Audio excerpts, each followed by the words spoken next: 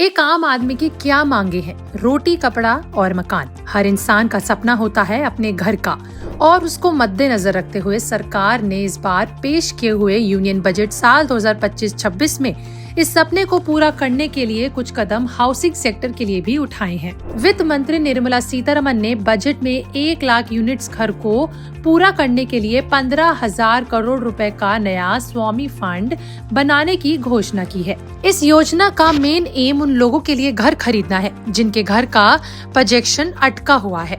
इस स्कीम की शुरुआत साल 2019 में रुके हुए हाउसिंग प्रोजेक्ट्स को पूरा करने के लिए स्वामी नाम से एक फंड की घोषणा की गई। सरकार ने इससे पहले स्वामी फंड 1 पेश किया था, जिसके तहत हाउसिंग प्रोजेक्ट्स में 50,000 हाउसिंग यूनिट्स पूरी हो चुकी हैं और उनके खरीदारों को मकान की चाबियां भी सौंपी दी जा चुकी हैं।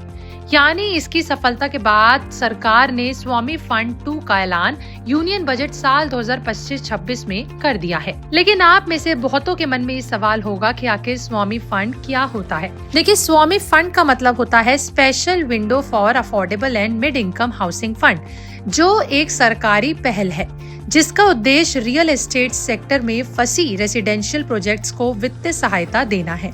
कई ऐसे प्रोजेक्ट्स हैं जो कानूनी अड़चनों, वित्तीय संकट या फिर अन्य कारणों से अधूरे रह गए हैं। ये फंड उन परियोजनाओं को नया मोड़ देगा और घर खरीदारों को राहत प्रदान करेगा। State bank of India group की company SBI cap ventures limited इनके फंड्स को मैनेज करती है।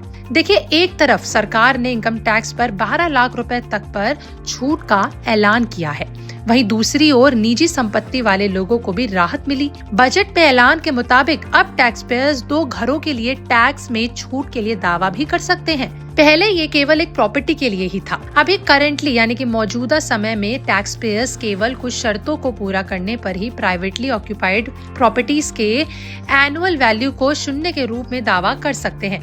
करदाताओं के सामने आने वाली कठिनाइयों को ध्यान में रखते हुए बिना किसी शर्त के 2 निजी प्रॉपर्टी वाली संपत्तियों का लाभ देने का प्रस्ताव दिया गया है। इसके अलावा EMI भरने वाले लोगों के लिए भी राहत मिलेगी, क्योंकि साल 2025 में 40,000 यूनिट और बनाई जाएंगी, जिससे मिडिल क्लास के परिवारों को मदद मिलेगी। आपका केंद्र सरकार द्वारा बजट साल 2025-26 में पेश किए गए हाउसिंग सेक्टर को लेकर जो ऐलान किए गए हैं, उसमें आपका क्या कहना है, क्या नहीं, हमें कमेंट में लिख के जरूर बताइएगा। वीडियो अच्छी लगी हो तो लाइक शेयर करना बिल्कुल ना भूलें।